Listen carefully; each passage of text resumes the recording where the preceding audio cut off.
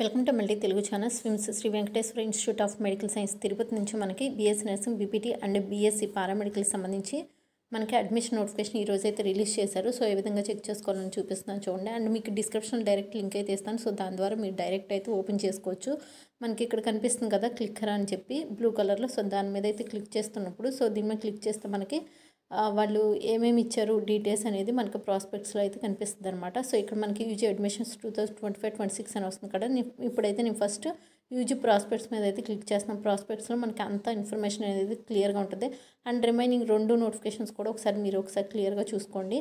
And ఇది మీకు 2025-26కి సంబంధించిన admission notification. And important dates ఏంటి అనేది అయితే మెయిన్ నేను చెప్తాను. అండ్ ఫీజు కూడా వాళ్ళు ఇక్కడ మెన్షన్ చేశారు కదా. సో ఈ యొక్క ఫీజు అయితే మీరు ఆన్లైన్లో పే చేయాల్సి ఉంటుంది అప్లికేషన్ అనేది పెట్టుకోవడానికి మీరు.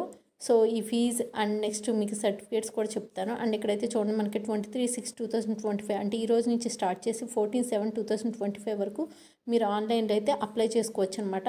మీకు ప్రొవిజనల్ మెరిట్ లిస్ట్ వచ్చి 22/7/2025 5 PM అయితే మీకు రిలీజ్ చేయడం అయితే జరుగుతుంది. సో అప్పుడు కొన్ని వీడియో అయితే చేస్తాను.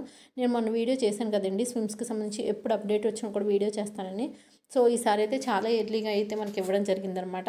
సో దీన్ని అందరూ కూడా యూస్ చేసుకోండి. అండ్ మీ ఫ్రెండ్స్ కూడా ఇంకా తెలియకపోతే వాళ్ళకి కూడా ఈ ఇన్ఫర్మేషన్ షేర్ చేయండి. అండ్ నేను మీకు డిస్క్రిప్షన్ లింక్ అయితే ప్రొవైడ్ చేస్తాను. సో ఇక ప్రాస్పెక్ట్ సంబంధించి కంప్లీట్ ఇన్ఫర్మేషన్. సో దాన్ని చూసుకుని మీరు ఆన్లైన్లో ఏమేమి సర్టిఫికేట్స్ ఇవ్వాలి వాళ్ళకి, సో ఆ యొక్క సర్టిఫికేట్స్ అన్నీ తీసుకుని వెళ్ళండి.